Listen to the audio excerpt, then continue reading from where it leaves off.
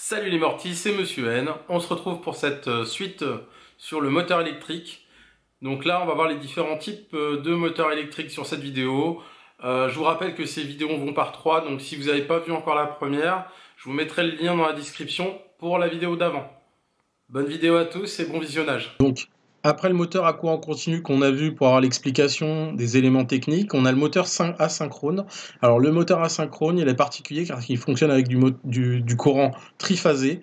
Donc là, c'est un type de moteur que vous pouvez avoir et qui ressemblerait à ça pour un moteur triphasé.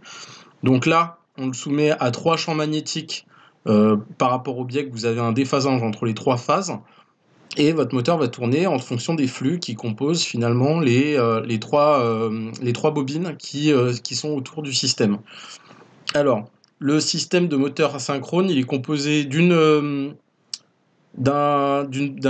bobinage central au niveau du rotor. Voici les composants d'un moteur asynchrone. Et vous aurez systématiquement pour l'ensemble de vos moteurs des plaques comme ça qui apparaîtront où vous aurez l'ensemble des informations qui caractérisent votre moteur à chaque fois.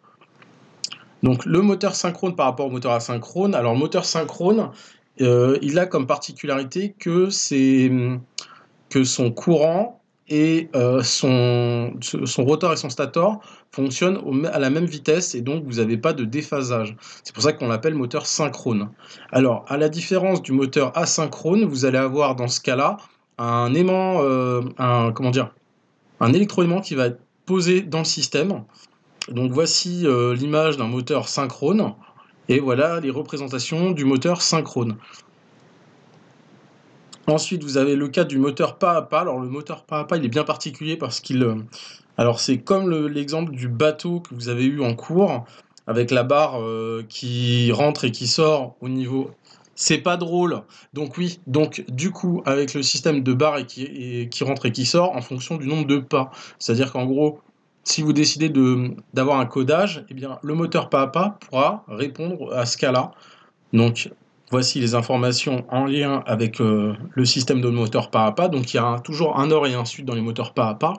Et il se place sur son axe. Donc, voici par exemple, pour un exemple d'un système qui aura deux pôles.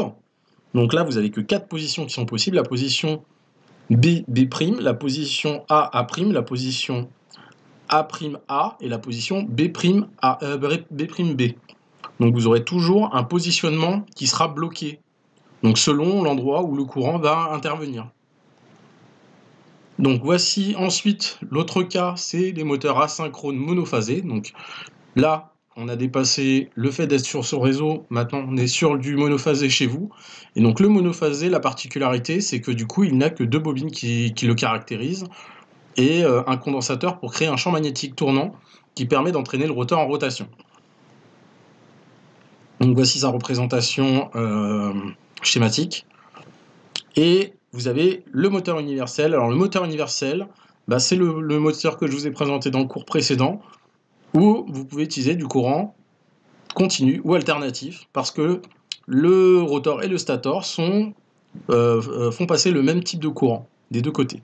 Donc voici un moteur universel, et voici le cas d'une utilisation sur le moteur universel.